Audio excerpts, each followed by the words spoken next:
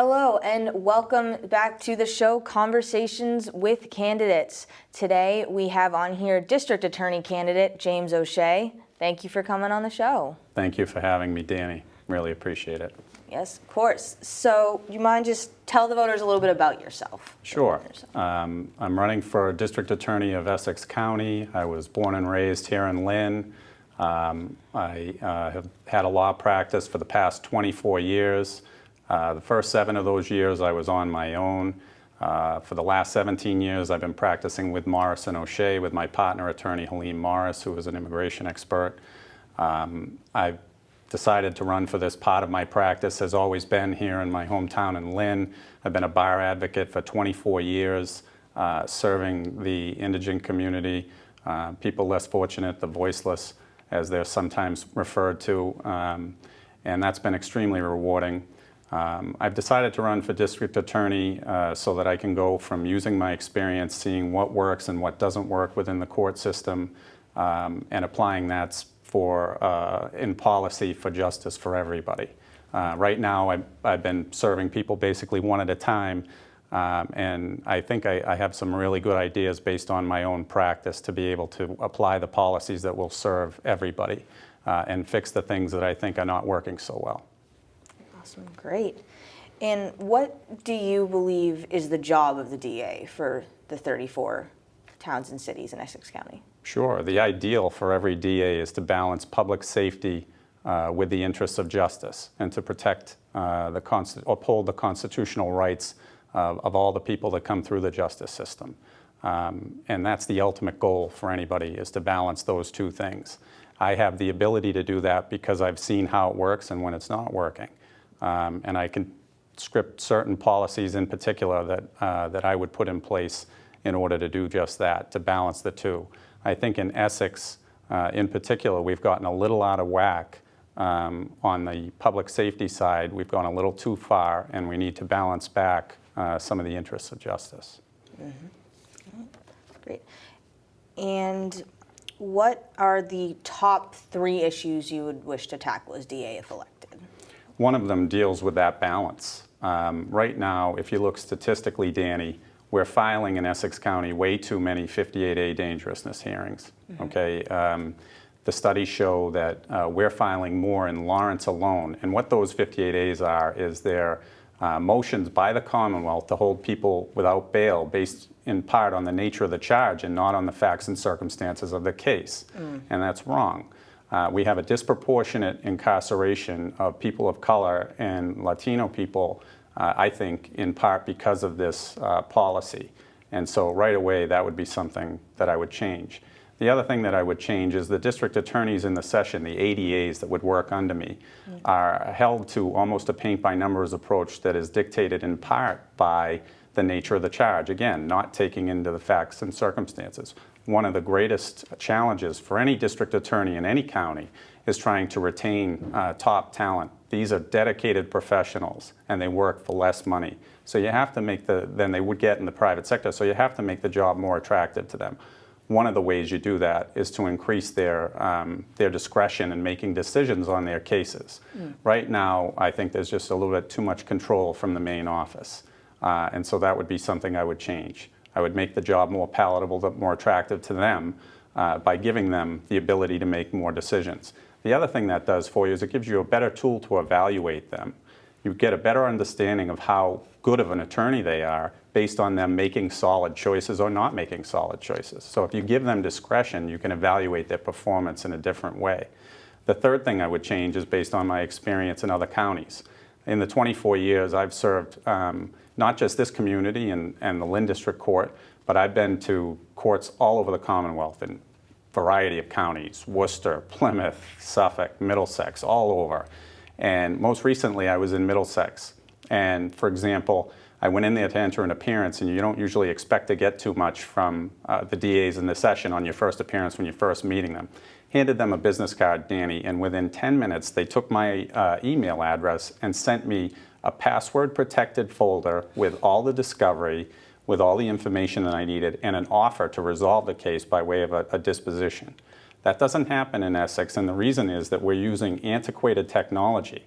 When I go to court in Essex, they hand me a DVD, or they'll send me an email and a PDF that's not password protected. And some of those documents and some of that information should be privacy protected. They have phone numbers, addresses, names, dates of birth. And so a lot of it's public record, but a lot of it's not. And that's something we need to deal with right out of the gate. Spend some money, update the office, and make those changes. But the first one, I think the 58A deals with a social justice component that has to be addressed. Great. So thank you. And what would your approach be to handling the current opiate crisis that's really been taking over? Sure. In 24 years, I've had, it's funny, we're on the campaign, not funny, haha, but funny, strange. You're on the campaign trail and you hear this question asked over and over about the opiate addiction issue. And a lot of the politicians give answers based on policy and things that they would like to see happen, but most of them don't have the real world experience that I have in working in the Lynn District Court and seeing it on the front line. So I've seen what the drug court is trying to do and has been trying to do, and they've made great strides. And I really, it's not so much a critique of the drug court. It's just trying to think outside the box and come up with a different way to attack this. The drug court, as it's presented to my clients, the voters should know, is usually presented as more of a stick than a carrot. It's more of a punishment after they complete, or don't complete, fail to complete regular probation with conditions.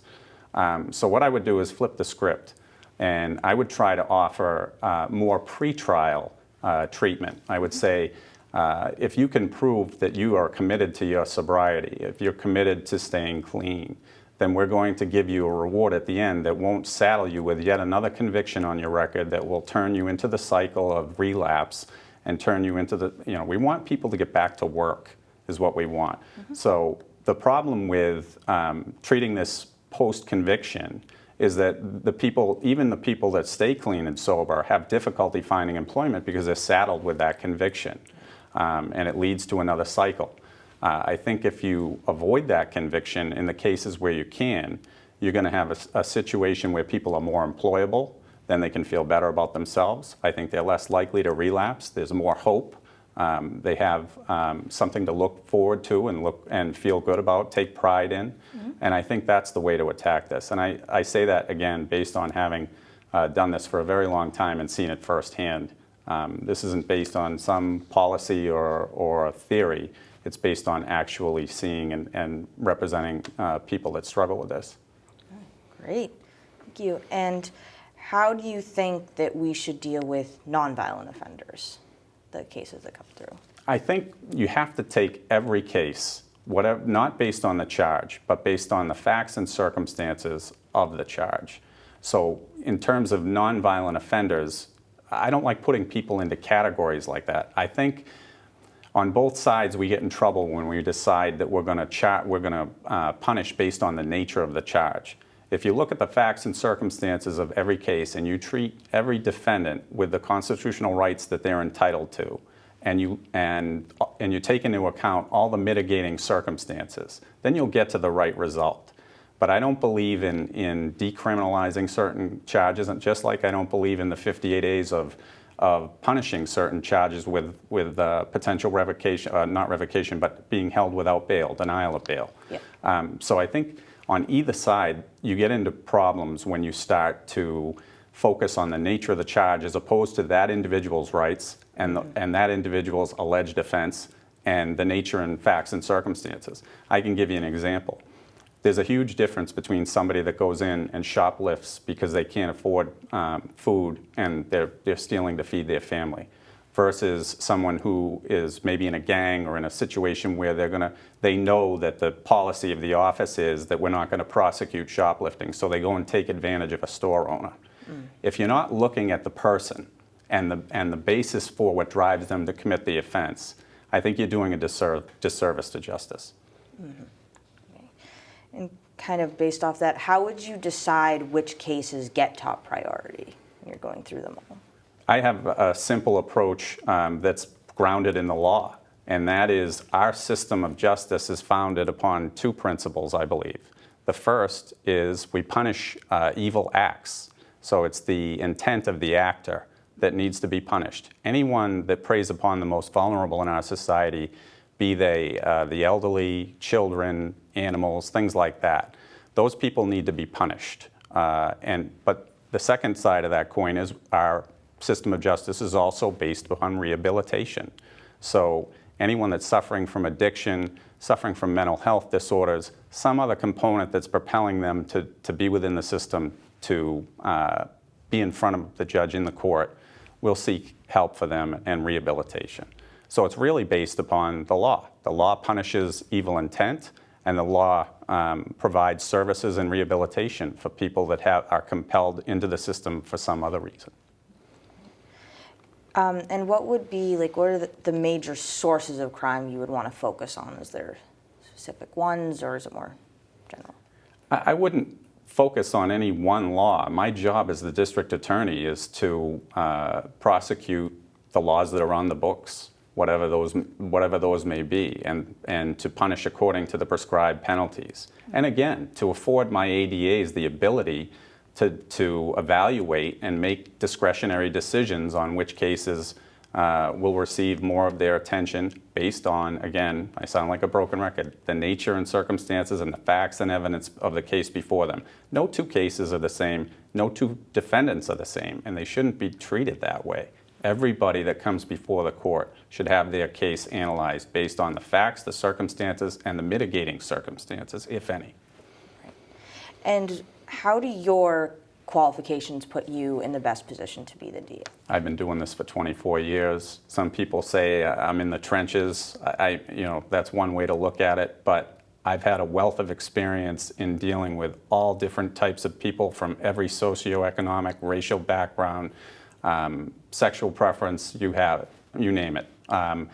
I've been able to do this successfully as a practitioner, and I want to take what I've learned and then put in the policies to address these issues, the very pressing issues. This isn't a situation where you can just take over the office and drive the ship and be happy with the status quo. As you've raised, we have too many pressing problems. We have the opiate crisis. We have the social justice problem with the disproportionate incarceration of people of color. These are things that need real answers and real policies to address these pressing issues within our society. And I've seen it every day as a practitioner. And I'm the only one. The only way to come up with ideas to try and solve these problems is to be in the fray and to understand what needs to change. And you can only learn that through practice. You can't get that from a book, from teaching, or from any other source. You really need to be immersed. Mm-hmm. Right. And also, the law changes every day, Danny. So it's not like your experience from 10 years ago is going to be applicable necessarily to your experience now, to what's happening now, to the problems, the pressing issues that are current within the court system. So it's not transferable. Mm-hmm. Give you an example. A friend of mine who was a very good criminal defense attorney changed his practice, and he became more of a real estate lawyer and a paper lawyer. So he was sending me criminal cases, and I would say to him, why don't you take these? You're perfectly capable of handling these cases on your own. And he said to me, I've been out of this for 2 years, and I'd be afraid that I would have missed something. That's 2 years. If you're out of this for more than 10 years, there's no way you can have transferable skills to the way the justice system is working right now. Great. Thank you. And then how would you use your previous interactions with law enforcement in your position as DA as a Sure. I'm very proud to report that I got the endorsement of the Lynn Police Association here locally. I think that speaks volumes of having worked with them for 24 years. What people don't understand is there is an adversarial system here, for sure, in terms of motion practice and trials. But a lot of it is collaborative. We're all trying to get to the best decision for all the parties involved, be they victims, defendants.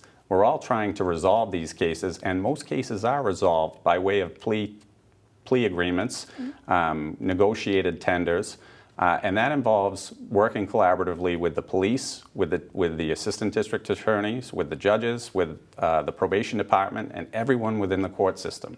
And again, you can only do that if you're actually practicing. And our final question is, how would you take the vision you have for the DA position and turn it into a reality? I think day one, we can certainly fix the IT problem, right? I would bring in somebody to update that right away. The reality of the 58 days is I would create a policy or eliminate what I perceive to be the policy of charging every potential strangulation with a 58A dangerousness hearing. We would scale that back, and I would allow the DAs to have the discretion within the court. These things that I'm talking about are ideas that you can only get practicing, but they're pretty easy to implement. And they're just policy decisions that shift to meet the times within the office. And I think my ADAs will be very receptive to receiving more discretion and making their own decisions. And I think that'll be easy to do as well. My intention is to meet with all of them once I've won the election and go over that with them individually and then collectively. Awesome. So, thank you. I want to thank you again for coming on the show and giving the voters a little bit more about yourself. I really appreciate that. Of course. Thanks so much. You're welcome. And once again, I'm Danny Vittori. This has been Conversations with Candidates. Join us next time for another episode.